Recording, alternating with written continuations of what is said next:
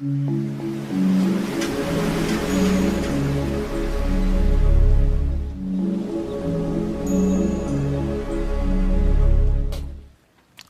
a hadith of the Prophet ﷺ, it's an authentic narration in the book of Tabarani, where the Prophet ﷺ is narrated to have said, أَوَّلُ مَا يُحَاسَبُ عَلَيْهِ الْعَبْدُ يَوْمَ الْقِيَامَةِ الصَّلَاةِ. The very first thing, أول, the very first thing that the slave will be held accountable for on the day of resurrection is the salah, is the prayer. فَإِن صَلُحَتْ, if it is correct, صَلُحَ سَائِرُ عَمَلِي, then all the rest of his actions will be correct, will be legit, will be okay. وَإِن فَسَدَتْ, but if it is corrupted, if his prayer is messed up, it's jacked up, فَسَدَ سَائِرُ عَمَلِي, then all the rest of his actions will also be messed up. Alright? So the Prophet ﷺ is essentially telling us what? Prayer is the foundation. Prayer is the basis. It's what everything else builds on. Now let's take a look at the Quran. The Prophet ﷺ is basically summarizing for us what the Quran presents to us in a very powerful manner. قَدْ أَفْلَحَ الْمُؤْمِنُونَ. Most definitely success has been achieved by the believers. Alright, what are their qualities? Who are these believers? Please define. الَّذِينَ هُمْ فِي صَلَاتِهِمْ khashi'un. They are those people that in their prayers, they have a lot of quality. They have khushu'. We're still calling khushu' quality. We're almost there. وَالَّذِينَ هُمْ عَنِ اللَّغْوِ مُعْرِضُونَ. They are those people that they constantly avoid indulging into useless things. They don't waste their time. وَالَّذِينَ هُمْ لِلزَّكَاةِ فَاعِلُونَ. They are those people who constantly are either giving charity or purifying themselves. They take the initiative in terms of purifying themselves. وَالَّذِينَ هُمْ لِفُرُوجِهِمْ حَافِظُونَ. They are those people who constantly safeguard their chastity, their modesty, their decency. Alright? إِلَّا عَلَىٰ أَزْوَاجِهِمْ أَوْ مَا مَلَكَتْ أَيْمَانُهُمْ فَإِنَّهُمْ غَيْرُ مَلُومِينَ. Of course, except in the case of their wives or what the right hand possesses, then in that case they're not to be blamed. فَمَنِ ابْتَغَىٰ وَرَاءَ ذَلِكَ فَأُولَٰئِكَ هُمُ الْعَادُونَ. Whoever seeks anything beyond that is then obviously crossing the line. Alright. وَالَّذِينَ هُمْ لِأَمَانَاتِهِمْ وَعَهْدِهِمْ رَاعُونَ.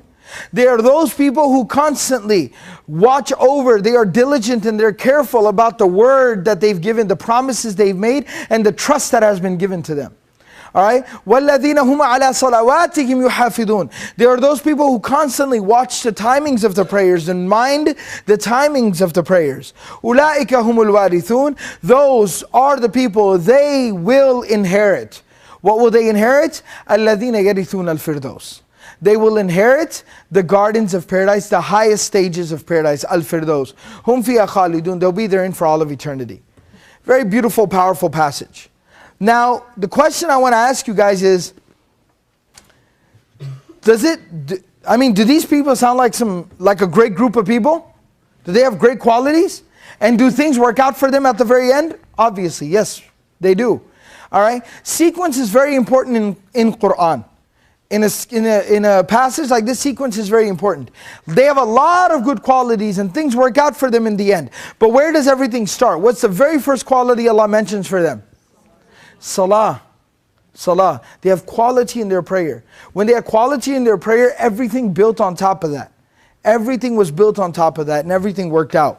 On the flip side, take a look at the next passage here. Surah number 74, Surah Al-Muddathir. Alright? This is one of those passages where it tells us it's a little bit of a more subtle conversation between the people of Jannah, the people of paradise, and the people of hell. Alright? كُلُّ نَفْسٍ بِمَا كَسَبَتْ رَهِينَ. Each and every single soul is being held as a deposit in exchange for what it's done. إِلَّا أَصْحَابَ الْيَمِينَ. Except for the people of the right hand side. In Arabic, that's an expression that means the good people. Fi Jannat. Where are these awesome people? They're in paradise. They're in the gardens of paradise. يَتَسَاءَلُونَ. While they're chilling in Jannah, they start having a conversation. Start having a discussion. What are they talking about? What are they having a conversation about? عَنِ الْمُجْرِمِينَ. Mujrim in the Arabic language, in classical Arabic, means a convicted criminal. Somebody who's been tried, somebody who's been, convicted of their crime, and somebody who's been sentenced. Convicted, sentenced criminal. So they start talking about these criminals, and of course they're talking about the people in hell. Right? So Allah now allows them to fulfill their curiosities about the people of hell by talking to the people of hell. So they say, مَا سَلَكَكُمْ فِي سَقَرٍ? What led you into the blazing fiery pits of hell? What took you there? You used to live down the street from us, your kids went to the same school, we shopped at the same stores. You seemed like, like you had things together. What led you there? So now these people from beyond, right?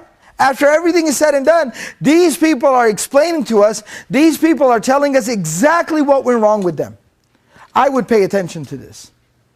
I would pay attention to this. These people are in hell and they're telling us how they got in hell. I would listen. So they say, قالوا, they say, لم نكن من المصلين. We were not from those people who pray regularly.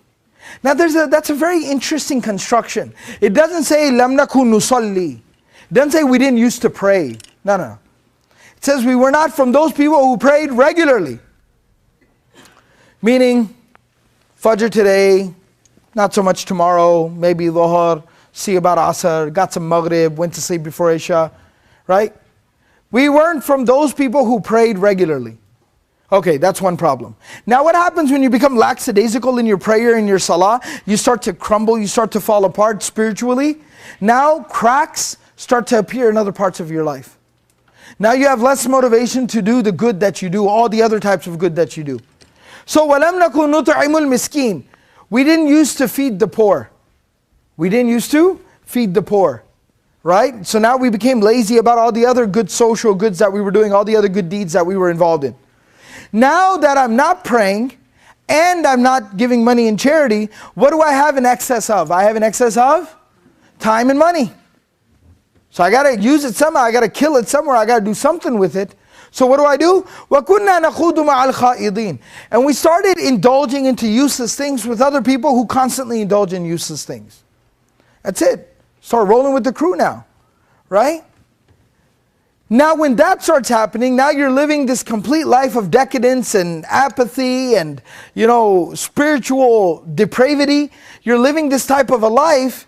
Now, what happens from time to time? One of two things.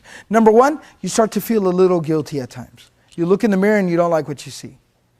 And you know what that is? That oftentimes that little feeling of, man, what am I doing with myself? What am I doing with my life? You know what that is? That's your Iman clawing and scratching at the surface. Your Iman has been buried alive, but it's gasping, it's breathing for air, and it's trying to claw back out. It's trying to claw back out. The second thing that happens in those situations is, if you're really lucky, if you're blessed by Allah, somebody comes along in your life and says, brother, sister, come on, why don't we go to the masjid? Like, come on, let's go to class. Like, what are you doing? Somebody comes along and just tries to give you a little boost, helps you out a little bit. Is there to support you spiritually. So, but what ends up happening oftentimes in those types of situations, people start to become defensive. People become defensive. No, I'm not a bad person. Or I'm not doing anything bad. Or no, don't tell me what to do. You don't know me. You don't know me. You can't tell me what to do. You don't know what I be doing in the rest of my time. Don't try to judge me. We become very defensive. And when we become defensive, we become very offensive. To ourselves, to other people, and even to Allah. We behave very offensively. So what did these people say they did then? When they started to feel guilty and they got defensive, what did they do? وَكُنَّا نُكَذِّبُ بِيَوْمِ الدِّينِ. We started denying and refusing and rejecting the day of retribution. Then you start telling people, you know what? Why don't you go and live your fairy tale? Right? Why don't you go and prepare for the hereafter? Whatever that means. Right? I'm going to go have a good time. I'm going to deal with the here and the now. I'm going to make sure I'm doing good over here. You go prepare for the afterlife or whatever you call it. Right? So we started behaving like that. وَكُنَّا نُكَذِّبُ بِيَوْمِ الدِّينِ حَتَّى أَتَانَا الْيَقِينَ. Until reality came to pass. Until the truth all was shown to us as it is. Death came and we found out what it was. So these are two sides. Good people, the very first thing was they had quality in their prayer. The bad people here, what's the very first thing that went wrong with them? Salah. We stopped praying regularly. That's the very first thing that fell apart in their lives. And then look, everything else crumbled. Everything else fell apart. And that's that basic, very simple analogy of a foundation. But we have to understand what that means.